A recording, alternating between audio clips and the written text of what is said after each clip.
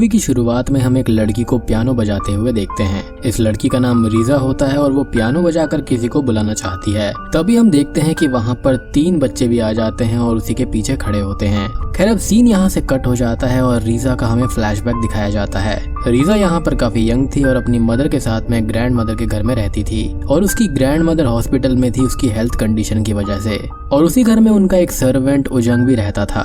Reeza के father office में job किया करते थे तो वो 6 महीने में एक बार ही घर पर आते थे और उसकी मदर भी काम की वजह से घर लेट आया करती थी और फिलहाल वो प्रेग्नेंट भी होती है और मोस्टली टाइम रीजा घर पर अकेली ही रहा करती थी। अब एक दिन रीजा का बर्थडे होता है और वो अकेले ही अपना केक कट करने लगती है और विश करती है कि काश उसके कुछ दोस्त बन जाएं। तभी उसको वहाँ पर किसी के गाने की आवाज आती है। फिलहाल वो अभी ग्राउंड फ्लोर पर थी और वहाँ से वो ऊपर चली जाती है देखने के लिए।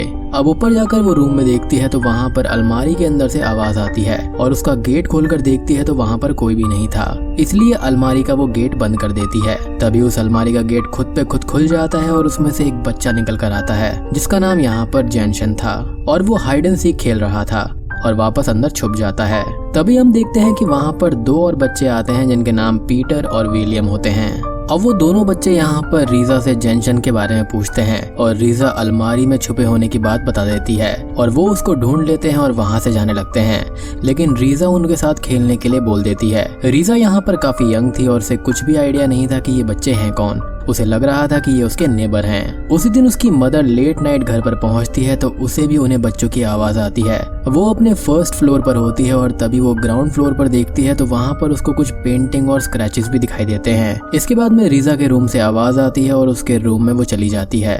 रीजा वहाँ पर सोई हुई थी और उसको देखकर वो वहाँ से निकल जाती है, लेकिन रीजा यहाँ पर सोई नहीं थी और वो उठकर उन्हीं बच्चों के साथ में खेलना शुरू कर देती है। ये बच्चे वहीं बैठे हुए थे लेकिन रीजा की मदर को नहीं दिखते। अगली सुबह रीजा की मदर रीजा से फ्लोर पर पेंटिंग बनाने के लिए मना करती है, लेकिन इस बात पर रीजा ये कहती है कि वो पेंटिंग उसने नहीं बनाई है, इसलिए उसकी मदर उसे पेंटिंग दिखाने के लिए नीचे ले जाती है, लेकिन वहाँ पर फिलहाल कोई भी पेंटिंग नहीं थी और ये देखकर उसकी मदर को शॉक लगता है कि रातों रात पेंटिंग गायब कैसे हो गई, क्योंकि वो पेंटिंग और स्क्रैचेस ऐसे ही हवा में गायब नहीं हो जाएंगे।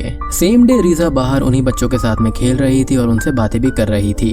उसके बाद में वो चारों खेलते हुए घर के पास एक पेड़ तक पहुंच जाते हैं जहां से वो तीनों यानी कि जैनशन, पीटर और विलियम वहां से खेलने को मना कर देते हैं और वहां से चले जाते हैं। अब जब रीजा उन बच्चों के साथ में खेल रही होती है तो इस चीज को उनका सर्वेंट नोटिस कर लेता है कि वहां पर रीजा कुछ हिडन पर्सन से बात करती है।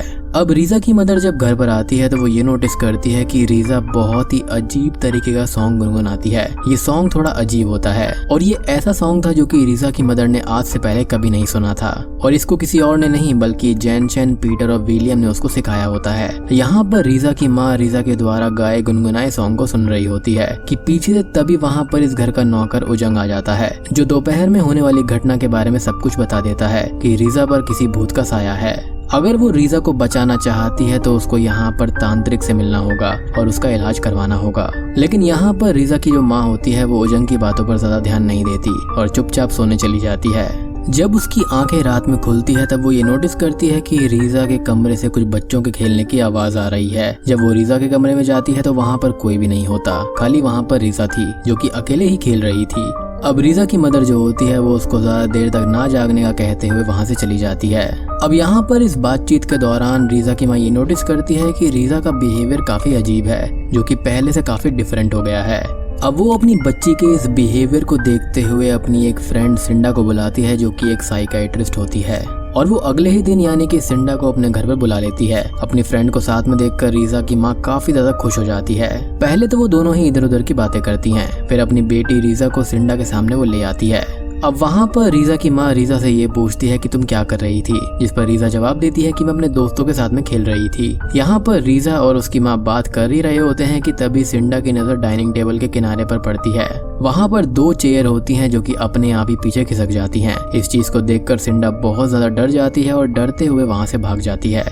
अब यहाँ पर रीजा का बिहेवियर थोड़ा अजीब हो गया था जिससे उसकी माँ काफी परेशान हो जाती है। अब अपने सामने इतनी ज्यादा प्रॉब्लम देखकर उसे कुछ भी नहीं सोचता और वो उजंग के कहने पर उस तांत्रिक से मिलने जाती है जिसके बारे में उजंग कह रहा होता है। और इसी दौरान हम रीजा को देखते हैं जो कि अपनी 3 दोस्तों से बात कर रही होती है। यहाँ पर रीजा उनसे ये पूछती है कि आखिर उसकी माँ को ये तीनों क्यों नहीं दिखाई देते, जिस पर ये तीनों ये कहते हैं कि वो तीनों पहले ही मर चुके हैं। जिस वजह से इनकी आत्मा को उसकी माँ नहीं देख पाती।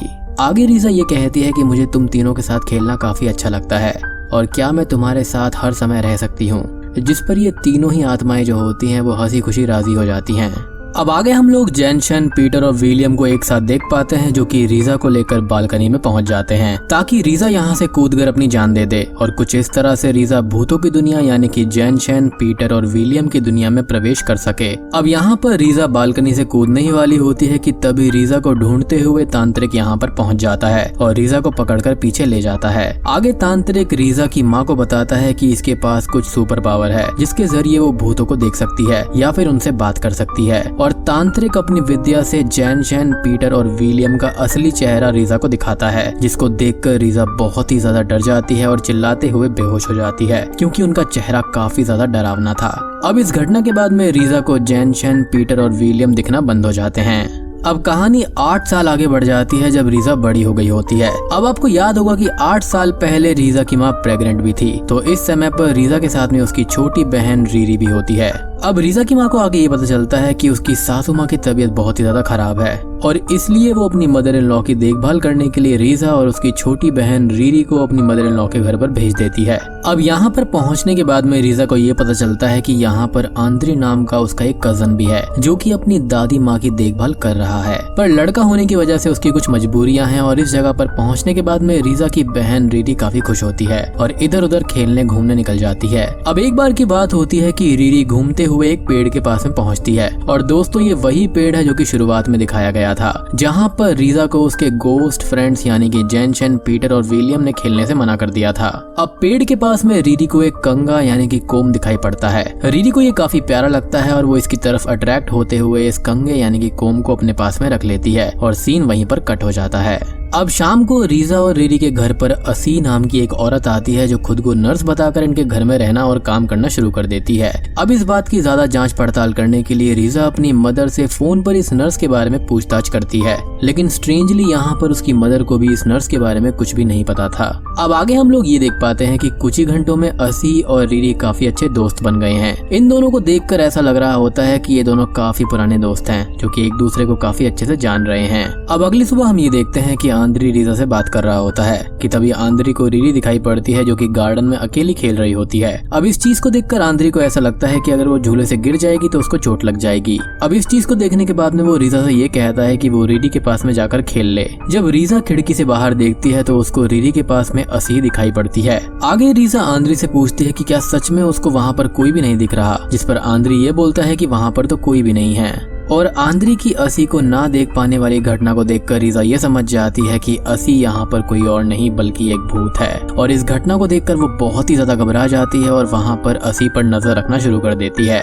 अब एक बार की बात होती है कि रीजा की दादी माँ की तबीयत बहुत ही ज्यादा खराब होने लगती है, तो वहाँ पर वो हाथ पैरों को इधर उधर फेंकने लगती है और ऐसा बिहेव करने लगती है जैसे वो पागल हो गई है। इस कंडीशन को देखकर आंद्री और रीजा बहुत ही ज्यादा डर जाते हैं, पर वो खुद को संभालते हुए अपनी दादी माँ के पास में जाते हैं और अपनी दादी माँ के हाथ पैरों को बांध देते हैं। अब इसके बाद में हम लोग रीरी को देख पाते हैं जिसके हाथ को पकड़कर असी उसे घर से बाहर ले जाती है और उसी जगह पर पहुंच जाती है जहाँ पर रीरी को वो कंगा यानी कि कोम मिला था। अब वहाँ पहुँचने के बाद में असी यहाँ पर रीरी से थोड़ी देर बात करती है, लेकिन यहाँ पर शाम होने लगती है, इसलिए वहाँ पर रीरी को बहुत ही ज्यादा डर लगने लगता है और वो वहाँ से वापस घर जाने लगती है, जिस पर असी उसका हाथ पकड़कर उसको रोक देती है। जब असी दोबारा से रीरी का हाथ पकड़ती है तो रीरी बहुत ही ज्यादा डर जाती है और वहाँ से चिल्लाते हुए आंद्री और अपनी बहन रीसा का नाम बुलाती है। आंद्री और रीसा अभी भी वहाँ पर दादी माँ के पास में होते हैं और उनकी केयर कर रहे होते हैं कि तभी उनको रीरी की आवाज सुनाई पड़ती है। इस आवाज को सुनने के बाद में ये दोनों बहुत ही ज्यादा घबरा जाते हैं और अलग अलग होकर रीरी को घर में खोजने लगते हैं। अब रीजा यहाँ पर रीरी को खोजते हुए उसके रूम में पहुंच जाती है और वहाँ पर खोजने की कोशिश करती है। जब वो मिरर की तरफ देखती है तो उसे दिखाई पड़ता है कि असी एक डरावने चेहरे के साथ में मिरर से निकल रही है। इस चीज को देखकर रीजा बहुत ही ज्यादा डर जाती है और मिरर को तोड़ देती है। वहीं दूसरी तरफ हम लोग आंद्री को देखते हैं जो कि अकेला घर के दूसरे हिस्से में रीरी को ढूंढ रहा होता है और तभी उसको असी दिखाई पड़ती है जो कि अपने डरावने चेहरे के साथ उसके पास में आती है और इस चीज से डरकर आंद्री वहाँ पर बेहोश हो जाता है। जब रीजा रीरी को ढूंढते हुए दूसरे कमरे में पहुंचती है तो उसे बेहोश आंद्री मिलता है। रीजा इस चीज को देखकर बहुत ही ज्यादा डर जाती है और डरते हुए अपनी माँ को फोन करके सारी बात बताती है। अब सारी बातें सुनने के बाद में रीजा की माँ उसको यहाँ पर शांत करती है और जल्दी घर पर आने को कहती है और फोन को कट कर देती है, क्योंकि रीजा को उसकी बहन रीरी नहीं मिल रही थी। आंद्री भी यहाँ पर बेहोश होकर जमीन पर पड़ा हुआ था और साथ ही साथ दादी माँ की भी तबीयत खराब थी और यहाँ पर असी भूत बनकर उसको बहुत ही ज्यादा डरा रही थी। अब इस चीज को देखकर वो ये सोचती है कि इस गोस्ट वाली प्रॉब्लम का सॉल्यूशन जो है वो गोस्ट ही दे सकता है, इसलिए वो डरते हुए और रोते हुए अपने पियानो के पास में पहुंच जाती है और गाते हुए पियानो को बजाना शुरू कर देती है।